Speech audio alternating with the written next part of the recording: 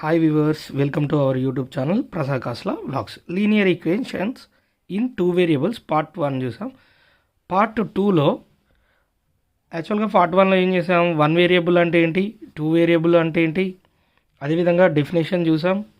So standard form, then next వచ్చేసి ఇది first, ఈ సెకండ్ వచ్చేసి స్టాండర్డ్ ఫామ్.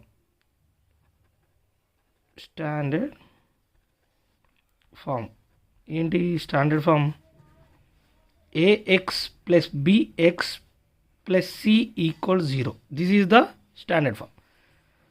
అయితే కొన్ని ప్రాబ్లమ్స్ చూద్దాం. ఫస్ట్ ఎగ్జాంపుల్గా first one, 2x plus 3y plus 9 ఉంది. ఇలా ఈక్వేషన్ ఇచ్చాడు. సో ఇలా కావాలంటే ఇక్కడ ఈక్వల్ ఉంది అనుకోండి. సపోజ్కి 2x ప్లస్ 3y ఈక్వల్ 9 అని ఉంది. సో దాన్ని స్టాండర్డ్ ఫామ్లోకి మారడానికి 2x ప్లస్ 3y ఇక్కడ ప్లస్ 9ని ఇటు సైడ్ తీసుకొస్తే, లెఫ్ట్ సైడ్ తీసుకొస్తే -9 equal 0. This is the standard ఫామ్కి మనం చేంజ్ చేసాం. సో ఇందులో ఏ వాల్యూ ఎంత? 2. అదేవిధంగా బి వాల్యూ వచ్చేసి 3, then c value is -9. Okay,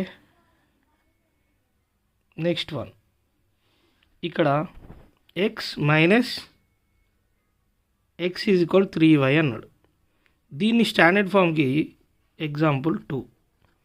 standard ఫామ్కి ఏం చేయాలి? ఈ 3xని ఇటు సైడ్ తీసుకొచ్చాను, -3y అవుతుంది. 3yని తీసుకొస్తే -3y ప్లస్ 0. సి వాల్యూ లేదు కాబట్టి అలా 0 అనుకున్నాం. దెన్ ఇది స్టాండర్డ్ ఫామ్తో పోల్చితే ఏ వాల్యూ ఎంత ఉంది ఇక్కడ? 1. అదే బి వాల్యూ వచ్చేసి -3, సి వాల్యూ వచ్చేసి 0. ఇది ఒక ఫామ్లో మార్చాం. ఫర్ ఎగ్జాంపుల్ 3, 5y ఈక్వల్ 2 ఉంది. సో 5y ఈక్వల్ టు 2ని చూడండి, ఎక్స్ వాల్యూ లేదు ఇక్కడ. ఓకే, దెన్ 0x అనుకుంటా, ప్లస్ 5y -2, 2ని ఇటు సైడ్ తీసుకొచ్చాను లెఫ్ట్ సైడ్కి, 0. So a is 0, b is 5, c is -2. This is the standard form.